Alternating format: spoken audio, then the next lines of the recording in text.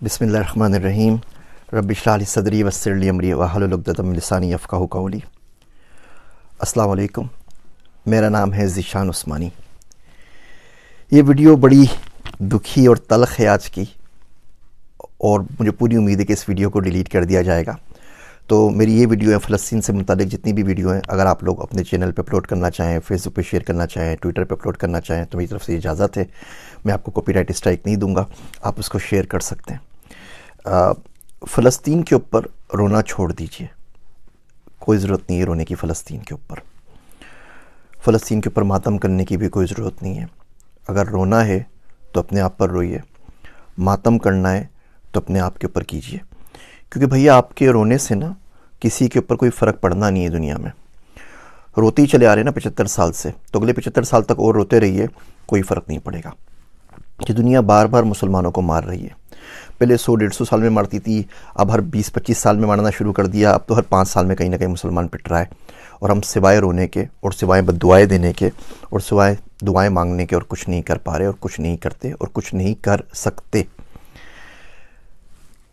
Bosnia की वार हुई, हज़ारों लाखों लोग उजड़ गए, मारे गए 1992 के अंदर। फिर 2017 के अंदर बर्मा ने रोहिंग्या के अंदर लोगों को मार दिया, 24,000 लोगों को कत्ल कर दिया। मेरे घर में यहाँ पे जो हैंडी मैन है अमेरिका के अंदर, उसके बाप को उसके सामने ज़िबा कर दिया था। वो 10 साल का बच्चा था, और उसको बाद में पनाह भी दी तो अमेरिका ने दी, जिसको हम सुबह शाम गालियाँ देते रहते हैं। हमारे मुल्कों ने किसी ने उस गरीब को पनाह भी नहीं दी। और अब ये मसला चला हुआ है फ़लस्तीन का। रब सब कुछ याद रखता है, तारीख़ सब कुछ याद रखती है। हम लोगों ने पढ़ना छोड़ दिया। तारीख़ याद ज़रूर रखिएगी कि 55 से ज़ायद इस्लामी मुल्क, 1.6 बिलियन से ज़्यादा मुसलमान, 22 से ज़्यादा अरब स्टेट्स, और गज़ा के अंदर पानी की एक बोतल नहीं पहुंचा सके। जब तक बड़े साहब परमिशन ना दें तब तक इजिप्ट अपनी बॉर्डर भी नहीं खोलता एड्स के लिए। बंदे वहाँ से निकल रहे थे, मारे जा रहे थे, उन्होंने अपनी बॉर्डर्स बंद कर दी कि जी हमारे पास नहीं आए, वहीं जाके मरे, जो कुछ करना है, यहाँ पे आने की ज़रूरत नहीं है। सिवाय बातों के, सिवाय लफ्फ़ाज़ी के हमें क्या मिला?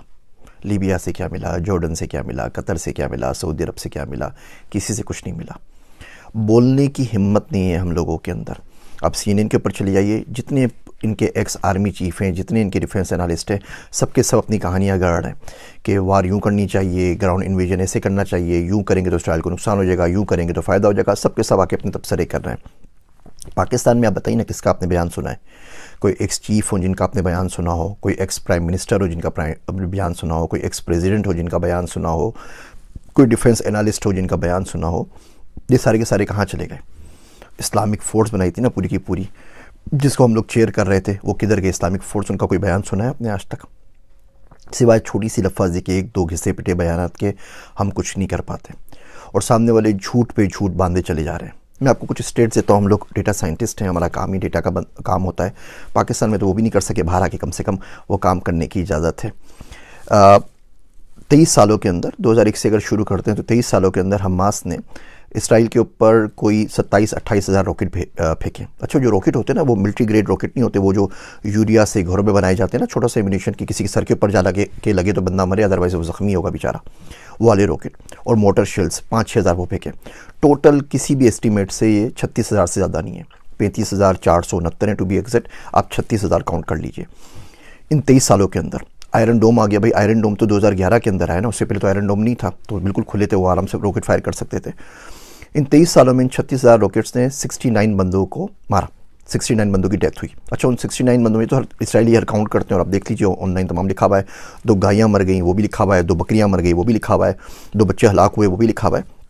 इसमें भी 4 फ़लस्तीनी थे अपने, वो पता नहीं उस बॉर्डर के उस साइड पे क्या करें। 4 फ़लस्तीनी 69 में शामिल हैं, वो हलाक हुए तो बचे 65। इसके अंदर जो बंदे 65 मरे, उसमें भी 5-6 मुसलमान थे, उनको भी निकाल दीजिए। तो एक्चुअली जो नुकसान हुआ 59-58 बंदों का हुआ, वो लोग वहाँ पर हलाक हो गए। अच्छा, इसका अगर आप एवरेज निकालें तो इसका मतलब ये हुआ 521 रॉकेट जब फायर होते हैं तो एक बंदा मरता है। 69 बंदे मरे, 36,000 रॉकेट फायर हुए हैं, तो 521 रॉकेट फायर होंगे तो एक बंदा मरेगा। अच्छा, ये तो 23 साल की हिस्ट्री चल रही है। उसके बाद क्या हुआ अचानक कि वो बोलते हैं कि जी हमास का एक रॉकेट फायर हुआ और गलती से घूम फिर के वो वापस आके अपने हॉस्पिटल पे गिर गया, हॉस्पिटल की पूरी बिल्डिंग तबाह हो गई और उसमें 500 बंदे एक साथ मर गए। तो ये कैसे हो सकता है कि 521 रॉकेट मिलकर एक बंदा मार रहे थे पिछले 23 सालों के अंदर, और एक रात अचानक एक रॉकेट फायर हुआ और इतना ज़बरदस्त रॉकेट बन गया, वो घर के यूरिया से बना हुआ, कि वो अपनी हॉस्पिटल पे लग गया और उसने 500 लोग मार दिए और हॉस्पिटल की पूरी बिल्डिंग जो है वो तबाह बर्बाद हो गई। और हम लोग ये एजेंडा बाय कर रहे हैं। आप CNN पे जाएं, हर जगह जाएं, बोलते हैं जी बिल्कुल ही इन्होंने अपने बंदों को खुद ही मारा है, ये खुद ही कत्ल हुए हैं और कातिल अपने खुद ही हैं, और हम ये बात मानने को तैयार हैं क्योंकि हम इसके अलावा कुछ कर नहीं सकते। और ये बर्बरियत जो है ये चली जा रही है और हम सिवाय बद्दुआएं मांगने कुछ नहीं कर रहे। दो तरह के पाकिस्तान में लोग हो गए। एक वो लोग हैं जो झोलियाँ भर भर के बद्दुआएं दे रहे हैं। वो शायर कहता है कि कब अश्क बहाने से कटी है शबे हिजरा, कब अश्क बहाने से कटी है शबे हिजरा, कब कोई बला सिर्फ दुआओं से टली है। ये दुआएं हमने तो मांगी थी अफ़गानिस्तान के लिए भी, फिर क्या हुआ, इराक़ के लिए भी मांगी थी, पाकिस्तान के लिए भी मांगी थी, सबके लिए मांगी थी, फिर क्या हुआ। मेरा दोस्त अब्दुल्ला कहता है कि अगर आज खुदा ना खास्ता भारत के साथ जंग हो गई ना, तो फरिश्ते उनके साथ खड़े होंगे, हमारे साथ नहीं, क्योंकि हमारे आमाल ऐसे नहीं है, हमें मुनाफ़कत इतनी ज़्यादा बस गई है। तो एक लोग वो जो हैं जो दुआएं और दुआएं मांग रहे हैं और उनसे कुछ नहीं होगा। एक वो लोग हैं जो झूठी आस दे रहे हैं सिर्फ और सिर्फ अपने व्यूज़ के लिए। इराक़ में भी हुआ था, इराक़ तबाह कर देगा अमेरिका को, आप देखिए कैसे काया पलट होगी। ऐसे ही कोई ना कोई उल्लू का पट्टा रोज़ आके वीडियो रिलीज़ कर रहा होता है और बोल रहा होता है कि हमास ये बिगाड़ देगा, हमास वो बिगाड़ देगा। 256 F-16 है उनके पास, इसराइल के पास 256। हमारे पास जो F-16 है वो एल बैंड के ऊपर नहीं चलते। वो एल बैंड पे अगर उसको जाना पड़ेगा आपको ऑफेंसिव मोड के अंदर, तो उसकी परमिशन भी आपको अमेरिका से लेनी पड़ेगी, वरना आप उड़ा के उससे डिफेंस कर सकते हैं आराम से। जो हमने खुद बनाया मुशाक वगैरह तो चल सकते हैं, F-16 नहीं चल सकते, परमिशन ऊपर से आती है। एनीवे 256 F-16 इसराइल के पास, 70 से ऊपर F-35 है। F-35 वो प्लेन है कि दुनिया के किसी भी मुल्क में जाके तबाही मचा सकता है, 160 किलोमीटर दूर से फायर कर सकता है विदाउट डिटेक्शन। उसका आपको कोई दुनिया का रेडार डिटेक्ट नहीं कर सकता। वो आए थे ना जब उसामा को मारने के लिए, तो कौन से रेडार ने आपको डिटेक्ट किया था। तो ये असल सूरत हाल है। वो बिल्कुल नेस्तो नाबूद करके चले जाएगा, दुनिया उसके साथ खड़ी हुई है और आप सिवाय अपनी लाशें दफनाने के कुछ नहीं कर सकते। और ये बद्दुआओं से काम नहीं चलता। अब करें तो करें क्या, ठीक है। देखिए पहली बात तो उस मुल्क में रहना क्यों है जो इतने कमज़ोर हैं। उस मुल्क में करना क्या है कि हम लोग 1.5 बिलियन 1.6 बिलियन मुसलमान मिलके एक पानी की बोतल गज़ा में नहीं पहुंचा सकें। मरते हुए बच्चों के पास उस मुल्क में रहना क्यों है। कुरान शरीफ में आता है ना, सूरह निसा में आप देखिए, फ़ीमा कुंतुम के तुम किस हाल में रहे हो, क्या करते रहे हो। तो लोग बोलेंगे अना मुस्तफ़ीना फ़िल अर्द, हम तो ज़मीन में बहुत कमज़ोर बना दिए गए थे। तो फरिश्ते मारेंगे, बोलेंगे अल्लाह की ज़मीन वसी नहीं थी, कहीं और निकल जाते। तो अगर आप मुल्कों में कमज़ोर हो गए जहाँ पे आपको बात करने की परमिशन नहीं है, जहाँ बोल नहीं सकते, तो किसी और मुल्क में चले जाइए, बात तो कर सकें ना। अब यहाँ राशिदा तालिब है, मिशिगन की जो कांग्रेस वूमेन है, वो एक बंदी ने अन्नी मचाई हुई ना, पूरे मुल्क के ऊपर भारी पड़ गई है, बोल बोल के पूरा मीडिया पागल हो गया। वो कुछ नहीं कर सकते क्योंकि वो अमेरिका में बैठी हुई है। यही राशिदा तालिब अगर पाकिस्तान में होती ना, तो आफिया सिद्दीकी की तरह आपके अपने बंदे उसको भर के गाड़ी में लोड करके भेज देते कि भाई इसको भी ले जाए, और बाद में फिर मातम करते रहते कि हमारी बच्ची ले गए, हमारी बच्ची ले गए, हमारी बेटी ले गए, हमारी बहू ले गए, हमारी पाकिस्तान की दुख्तर ले गए, सारी बकवास कर रहे हो तो खुद दे देते हैं। लाल मस्जिद का वाक़या हुआ था ना, तो हम में से कितने बाहर निकले थे। वो तो अपनी घर के अंदर मस्जिद है ना, इस्लामाबाद के अंदर, वहाँ भी गोलियों की बरसात हो गई थी। और ऐसे वाक़यात होते रहते हैं, कभी कोई वाक़या होता है, कभी कोई वाक़या होता है, कभी कोई वाक़या होता है। सारे वाक़यात हमारे पास होते रहते हैं और उसकी सुनगन कुछ नहीं होती। तो इस मुल्क से बाहर निकलें। मर्द का हथियार पैसा है, मर्द का जो जेवर होता है वो हथियार होता है, और आज का जो हथियार है वो पैसा है, पैसे से बड़ा नहीं है। तो किसी ऐसे मुल्क में चलिए या कुछ पैसा कमा सकें ना, ताकि किसी की गरीब की डोनेशन कर सकें, किसी की मदद कर सकें, कुछ ना कुछ तो उसके लिए कर सकें। आपके पास पाकिस्तान में फ़लस्तीन के एम्बेसडर मौजूद हैं, जिस मुल्क में वहाँ पे रहते होते हैं, उनसे आगे पूछ लीजिए हाउ वी कैन हेल्प। कोई फ़लस्तीन का बंदा होगा, कोई रेस्टोरेंट होगा, आप पूछ लीजिए मैं भेजना तो मैं किस तरह एड कर सकता हूँ।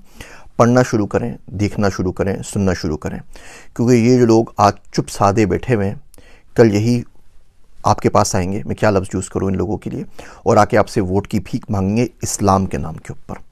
कौन सा इस्लाम है भैया और कहाँ का इस्लाम है। पैसा एक दीन बचा है, IMF खुदा है दुनिया का, हम उसको फॉलो कर रहे होते हैं। ये मुनाफिकत की बातें बिल्कुल भी नहीं करनी चाहिए। मुल्क से बाहर आइए, पढ़िए, पढ़ने से रिस्क कमाइए, पैसा हासिल कीजिए, रिसोर्सेज हासिल कीजिए। ये राशिद तालिब एक है ना, अगर ये 100 होती ना अमेरिका के अंदर, तो आज ये सूरत हाल नहीं होती। हम अपने बच्चों को क्यों नहीं भेजते हुकूमतों के अंदर, हम अपने बच्चों को इलेक्शन क्यों नहीं लड़ाते उन पावरफुल मुल्कों के अंदर जिनकी कहने से कुछ हो जाता है। हम अपने बच्चों को वो तमाम चीज़ें, नई चीज़ें, टेक्नोलॉजी क्यों नहीं सिखाते। पाकिस्तान का मैं आपको हाल बताऊँ, तलमूद इसराइल की किताब है। मैंने किसी ज़माने के अंदर वो इसराइली ज़ुबान सीखने की बड़ी कोशिश की थी, कुछ किताबें वगैरह मंगवाई थी, तो एक्सपीरियंस हुआ। तो पता चला कि तलमूद जो इसराइलियों की जो मजहबी किताबें मुझे पढ़ने का शौक़ था, पाकिस्तान मंगवाई जाए, वो अरबी के अंदर शायर हुई थी कतर से। वो किताबें मंगवाई, कुछ और किताबें मंगवाई। वो छित्तर पार्क में मुफ्ती सईद साहब की लाइब्रेरी है, वहाँ पे मौजूद है, आप लोग जाके पढ़ सकते हैं। तो जब वहाँ पर इस्लामाबाद एयरपोर्ट के ऊपर आई तो उन्होंने कस्टम वालों ने रोक ली। तो उन्होंने ये कौन सी किताबें मंगवा रहे हैं आप, ये तो इसराइल की किताबें हैं, ये तो फ़लाँ किताबें, ये तो फ़लाँ किताबें। उनको बोलता रहा भैया किताबें हैं, पढ़ने के लिए मंगवा रहे हैं, रिसर्च के लिए। खैर उन्होंने 4 दिन तक वो रोक के रखा। फेसबुक पे जाके लिखा, लिंक्डइन पे जाके लिखा, कोई अल्लाह का बंदा मदद कर दे, मेरी किताबें छुड़वा दे, मुझे पढ़नी है, रिसर्च करनी है।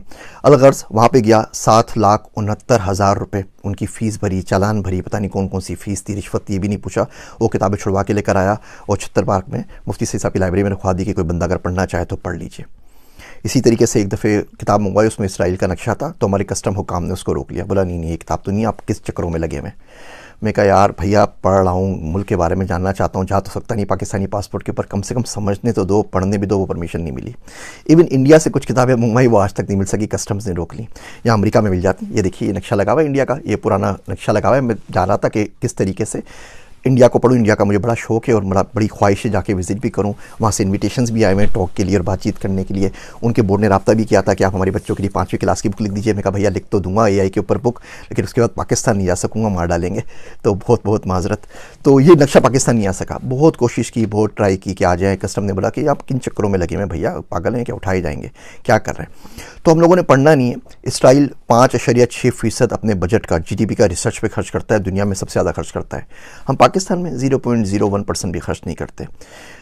कोई कदर हमारी है नहीं वहाँ पर। तो जिस मुल्क में आप रिसर्च नहीं कर सकें, जिस मुल्क में आप बोल नहीं सकें, कुछ कर नहीं सकें, उसमें करना क्या है। इन वीडियोस के बाद फेसबुक भाई साहब ने मेरे बैन कर दिया है, पेज डिलीशन के लिए मार्क कर दिया है। वो कह रहे हैं 30 दिन में डिलीट कर देंगे, आपने हमारी पॉलिसी को वायलेट किया है। उन्होंने एड अकाउंट भी बंद कर दिया है, तो उसकी वजह से हमारा गुफ्तगू भी सफ़र कर रहा है। अब बाकी चीज़ें भी जो एड थे वो भी सफ़र कर रहे हैं।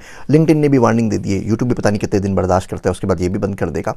तो आप इसको शेयर करना चाहें तो मुझे कोई एतराज़ नहीं है, मैं आपको कॉपीराइट स्ट्राइक नहीं दूंगा। लेकिन भैया ये अलमिया है। अब आप बताइए इसमें आपके और मेरे रोने से क्या हो जाएगा।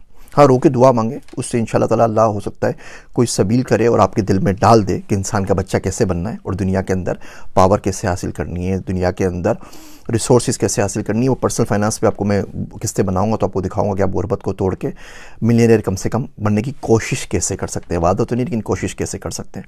भैया पढ़ना शुरू करें, लोगों को देखना शुरू करें, कौन क्या बोल रहा है और क्या नहीं बोल रहा, और इसको याद रखिए। ये जितने भी आपके पास आ रही ना वीडियोस फ़लस्तीन की, व्हाट्सएप पे आती हैं, फेसबुक पे आती हैं, लिंक पे, इसको ज़्यादा से ज़्यादा शेयर करें ताकि आपकी मेमोरी में कुछ अरसे तक तो बाकी रहे ना कि हम लोगों के साथ क्या और कब हुआ था। और ये बात याद रखिएगा कि 55 इस्लामिक मुल्क, 1.6 बिलियन मुसलमान गज़ा के अंदर मरते हुए बच्चों के लिए पानी की एक बोतल नहीं भेज सके। मेरे वास्ते दुआ कीजिएगा। मैं हूँ आप सबका ज़ीशान उस्मानी।